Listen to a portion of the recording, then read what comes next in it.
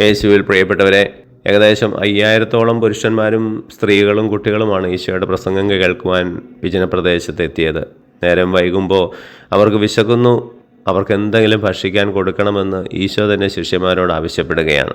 ശിഷ്യന്മാരെ സംബന്ധിച്ചിടത്തോളം കയ്യിലൊന്നും കരുതാത്തവരാണ്. എന്നിട്ടും ഈശോ ആവശ്യപ്പെടുന്നത് കൊടുക്കാൻ. അപ്പോൾ ഈശോ ഉദ്ദേശിക്കുന്നത് അവർ ദൈവത്തിൽ ആശ്രയിക്കണമെന്നാണ്. മനുഷ്യന് അസാധ്യമായ കാര്യങ്ങൾ ദൈവത്തിന് സാധ്യമാണ് എന്ന് ലൂക്കായുടെ സുവിശേഷത്തിൽ നാം വായിക്കുന്നുണ്ട്. അങ്ങനെ എല്ലാം സാധിക്കുന്ന ദൈവത്തിൽ അവർ ആശ്രയിച്ച് മനുഷ്യർക്ക് ആവശ്യമായത് കൊടുക്കാൻ ഈശോ ആവശ്യപ്പെടുകയാണ്. എന്നെ കൂടാതെ നിങ്ങൾക്കൊന്നും ചെയ്യാൻ സാധിക്കുകയില്ല എന്ന് യോഹന്നാൻ്റെ സുവിശേഷത്തിലൂടെ ഈശോ തന്നെ ശിഷ്യന്മാരെ പറഞ്ഞ് പഠിപ്പിച്ചിട്ടുണ്ട്.